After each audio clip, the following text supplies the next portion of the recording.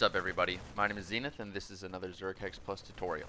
Today we're going to be talking about special buildings for Terran, namely the Armory, the Construction Yard, and the Tech Lab.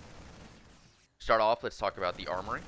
This is the one I usually build first, maybe second, but I build it, if I can, at the front of my base, aligned with this leftmost edge of the farm up front. What the Armory is good for is enhancing your unit's ability. So I think it's a pretty good early defensive structure that also is necessary if you're going to be pushing the Zerg. The Armory gives off an aura in this little radius, this little circle, where units inside the aura have the Armory buff, which gives 2 additional attack range and 1 additional damage. So it's very useful for helping your units just be a little bit stronger, especially in the early game when you don't have that many. It helps to save energy and just to make your defense a little bit stronger up front, especially early on. It's very, very useful. There's a lot of upgrades that you can get at the Armory. These upgrade different units.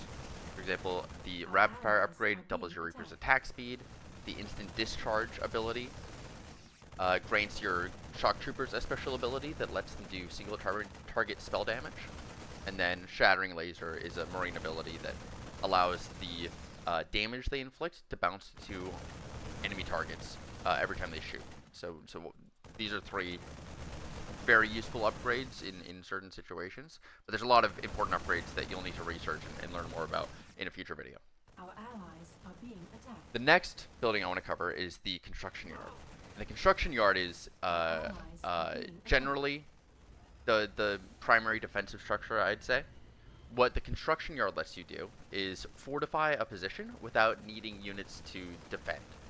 So the Construction Yard also has an aura within this larger radius.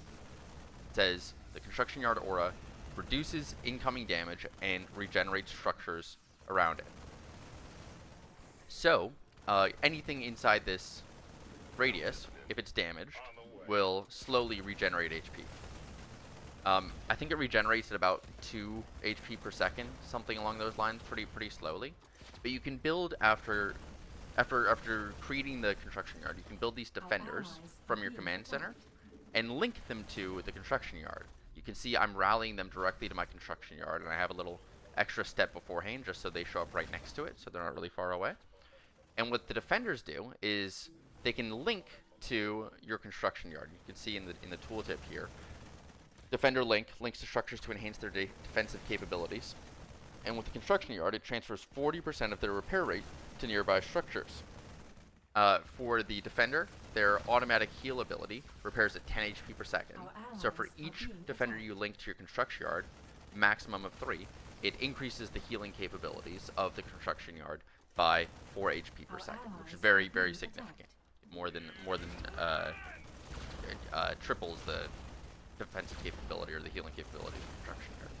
So it's very useful to place your Construction Yard in a choke point where you're able to wall off, either using gates or walls or a combination of both, so that if Zerg are to rally over here, they're not really able to get through, and you'll see what I mean with that. So their Zerg can start attacking these structures, and they just won't be able to do any significant damage. They just get stuck here. So it's a very useful tool to have in your arsenal.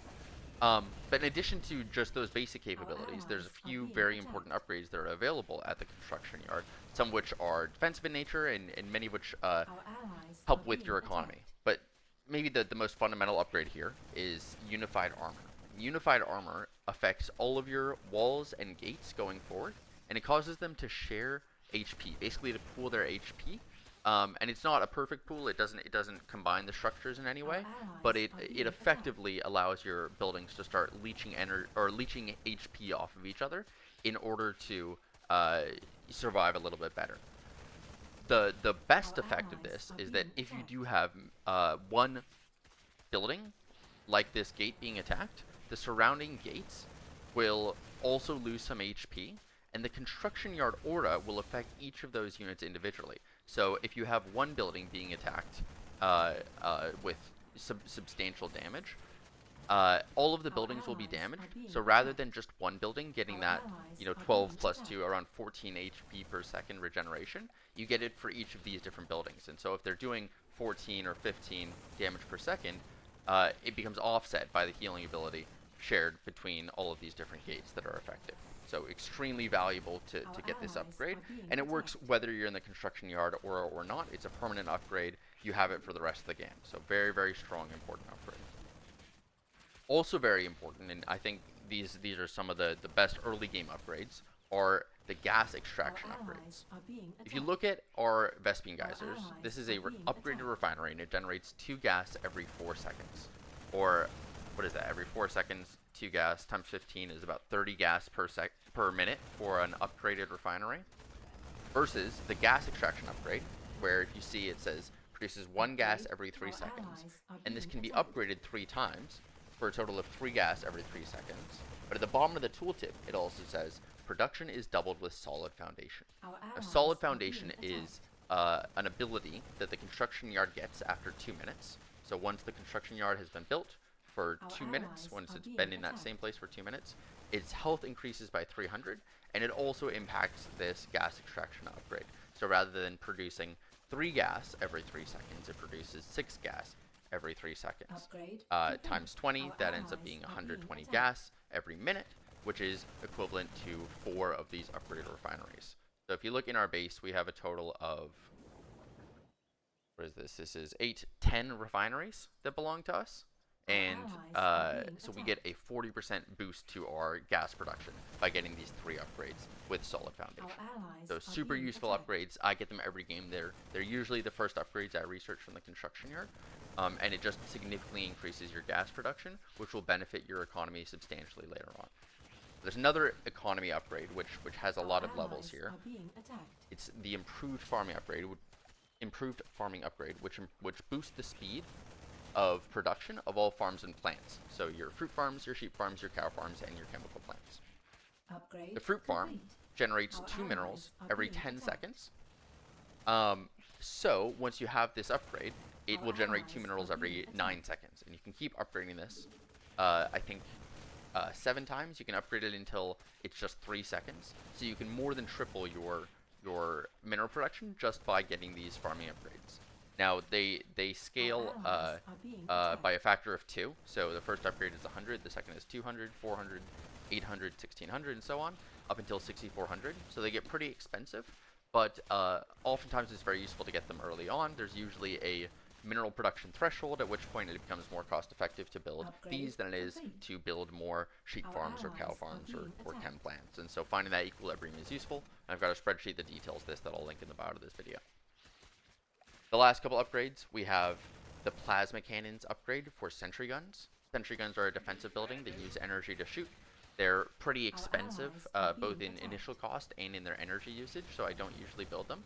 But with this upgrade, it means that the sentries do an additional 50% of the base damage in a splash radius. So it adds splash to the sentry gun. And you can upgrade that twice. The first time it adds that 50% splash, and the second time it adds an additional 50% on top of that. I think it's 200 gas and then 400 gas. Pretty expensive, but maybe worth it in certain situations. There's also advanced build, which reduces the build time of walls to 1 second. But more importantly, it unlocks 2 additional structures, the converter and the chemical plant. These are both eco buildings. The converter converts minerals to gas or gas to minerals at a rate of 2 to 1 or a cost of 2 to 1. And the chemical plant is a very strong farm type mechanic that generates minerals for a pretty substantial gas investment. But in terms of conserving space, the chemical plant is the most effective economy building, and it's usually what you'll see people build a lot of in the mid to late game to expand their economy. Last upgrade we have here is fortification. I call this wall armor. I think a lot of people call it, wall armor or wall level. So it increases the health and armory of your walls and gates. It increases the health of tech structures and other buildings. It increases their health as well. So this just makes it a little bit easier to defend. If the Zerg starts building a few attack levels, they'll start to break through your walls, and you can just upgrade this to increase the HP and to add an extra 1 armor for each level to your walls. So super useful. You can upgrade it 30 times. You can get your walls to a point where they're very, very powerful, but also the cost increases pretty substantially. You don't necessarily want to be spamming wall upgrades early on. So the last building we have is the tech lab, and this one is I would call it the most aggressive tech building we have. It has a lot of special abilities that we can use, and the tech lab is kind of interesting. I touched on this on my base building video. Different people have different perspectives on where it should be built and how to use it effectively. It is unique among the tech buildings in that it has an automatic attack that doesn't cost you anything. It attacks 5 targets for 5 damage each. You can see here it's starting to attack the units rallied around here in this blue radius. And what's really interesting about this static discharge ability is the tech lab allows you to store charges of energy. So for every 1,000 energy, you get 1 charge up to a maximum of 40 charges. You'll see if I start to charge my tech lab, if I turn automatic charging on, my batteries will just start replenishing this energy and storing charges as long as charge up is on autocast, which it is by default. And as I collect charges, the damage dealt by static discharge increases. So it starts at 5 damage. If you have max charges, it'll be doing 45 damage per hit to 5 different targets. And you can see slowlings only have 25 HP, so you'd be one-shotting slowlings at around 20 charges. So it can be very, very useful in defending early on if you place it at the front of your base, somewhere central to a path where enemies are rallied. Although, the tech lab is also a relatively sensitive structure in that these charges that you add to it, while they can be expended, it would be a real shame if you lost the tech lab before getting to use them. So I'll go a little bit more into the description of some of these abilities, but just know that some players like placing them up front for the defensive ability, meaning that your units don't need to use energy in order to defend. But I and some other people like placing it back here, right next to my generator, where it's able to refuel or generate store charges effectively, but also be safe from Zerg pressure, which may be able to take it out, especially if you're being very heavily pressured or if the Zerg is being especially aggressive. So let's take a look at some of these charges that we have, or sorry, the uses we have some of these charges. First off, we have what's called the power field. This is generally known as bubble, as it creates a field lasting for 10 seconds, where allies inside gain +3 damage, while enemies have their armor nullified. So I think most Zerg units have 0 armor, but some units, well, the Hydralisk has, I didn't realize this, has +2 armor, maybe on creep, and no armor off of it. No, it has +2 armor. I'm not sure why. Oh, because of its level. I apologize. Some Zerg units, though, have armor, especially as the Zerg tech tree advances. And what you can use the bubble for is either you can place it on your units, and now these units have +3 attack in addition to the +1 armory attack, or you can place it on the enemy, and if they have armor, it will dissolve their armor. It says, though, as long as they're in the power field, that the unit has no armor. And this affects all Zerg units except for massive units, which is specifically one enemy, the Mido Scarab, which is a late game, very advanced, very tanky unit, hard to kill. Next ability we have is the Stasis Cannon. If you're a regular Zerg Hex player, you'll notice this, but the way that the Stasis Cannon works is you target an area, and after a couple seconds, it launches these I don't know what to call them, bubbles, what is it called, missiles, and enemy units inside that stasis who are hit, they have their health reduced down to 1 HP, and then they are stuck there for 40 seconds. They're placed in a stasis mode. This can be really effective for dealing with overwhelming floods of units. And if you are coming from regular Zerg Hex, the one big thing to know is that it doesn't affect buildings in this mode. In regular Hex, you can stasis enemy buildings to wear them down and get them down to 1 HP, but in Zerg Hex Plus, it only affects units. The next ability we have is Force Field. Conjugates a barrier that impedes movement of ground units, has 300 HP and -5 armor, and lasts for 15 seconds. You can see if I place Force Field, it draws the aggro of the Zerg, and it says it's refreshed by Energy Warp, meaning that if I don't want to have to place another Force Field, I can use the W ability, which I'll get into in a second, Energy Warp, and it'll fully replenish its health. It's a very, very cool interaction. You can see the Force Field is destroyed if ally units or Omegalisk, which is a very, very strong enemy Zerg unit, step on it. So I'll place a Force Field near me and try to walk onto it. And actually, in this case, The enemy units are Upgrade not break, or sorry, complete. the ally units are not breaking Upgrade it. complete. But the Zerg Upgrade Omega-Lisk complete. will do that, and I think. Upgrade Oh, I complete. apologize. My own units don't Base don't is break under it, attack. but a Upgrade teammate's units would. complete. Yeah, in this case, a teammate's units break them. My own units won't, though. That's how that mechanic works. Let's talk about energy warp. This is the one that I use probably most frequently when I am attacking, when I'm pushing, or even if I just run out of energy, and especially if I want to help my teammates. I can warp in 500 energy to a collection of units on the battlefield. So if I have a few units that are out of energy, you see most of them are full of energy, but a couple of these are empty. I can select my tech lab, hit W, and left click on the units, and now they have full energy. This will work up to 500 energy. Spam it a few times, just consistently replenish their energy. You can also use it to fill batteries or to fill tech labs. And I think it actually doesn't work on my own tech lab, or I'm doing the mechanic wrong, but you can use it on other people's tech labs as well. And this is one way of transferring energy between players most effectively without having to run a battery back and forth. We also have a scan ability. This is just like a Terran scan. It reveals locations of the map for every player on your team, so every other team will be able to see. Normally, in a regular game, and this is the learning mode, the practice mode, if you scan inside the Zerg base, it'll still be under fog of war. So while you'll be able to see if there's units and where the units are or buildings, it won't actually show you exactly what's going on. But it can be very useful for scouting and for determining where Zerg resources are. It's just a useful tool in a lot of different ways. It's high ground vision, lot of different use cases for scan.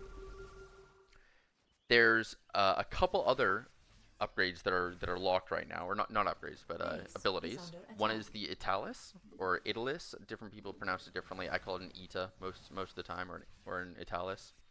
This is a special unit that you can summon after you've researched tier 2 equipment. Tier 2 equipment is also researchable at the tech lab. It costs 250 gas, and it upgrades the resources you have available to you. So I can build with tier 2, I can build veteran marines, I can build fire bats, I can get some upgrades from the armory that are currently locked, and I can build Italis. So I'm going to research that upgrade.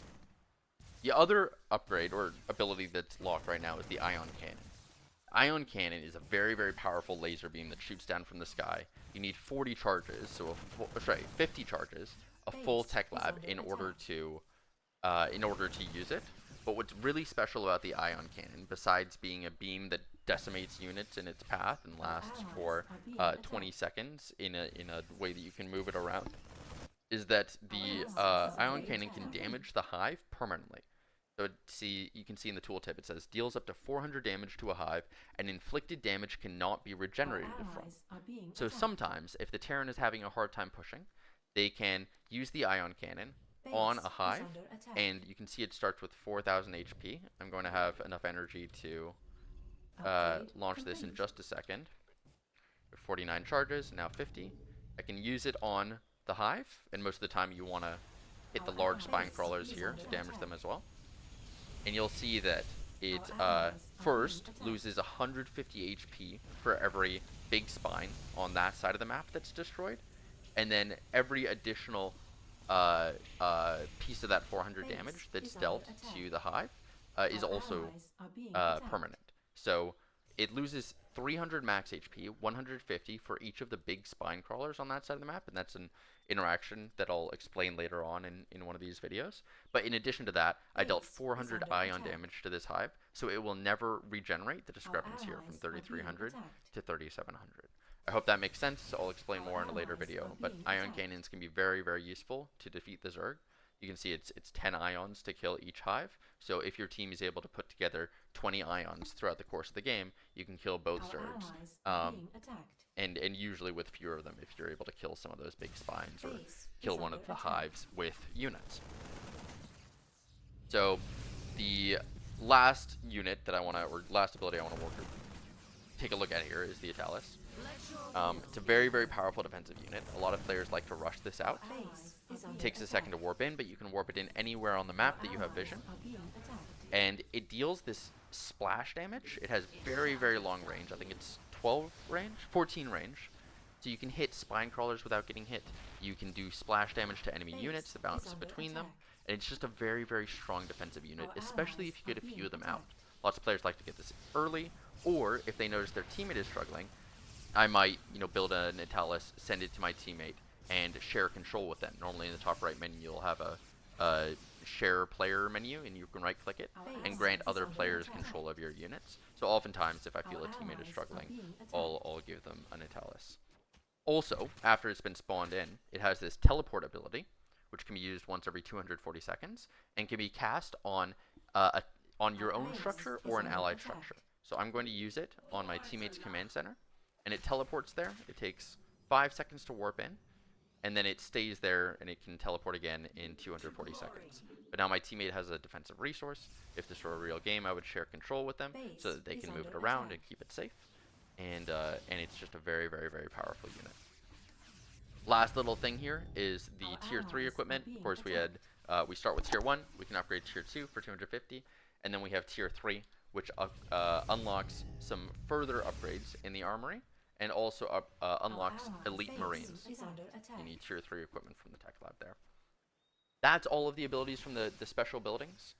There's a lot of different ways that people like to use these, that people like to place these. Like I said before, I like my tech lab in the back. Lots of people like it in the front. I like my tech lab here.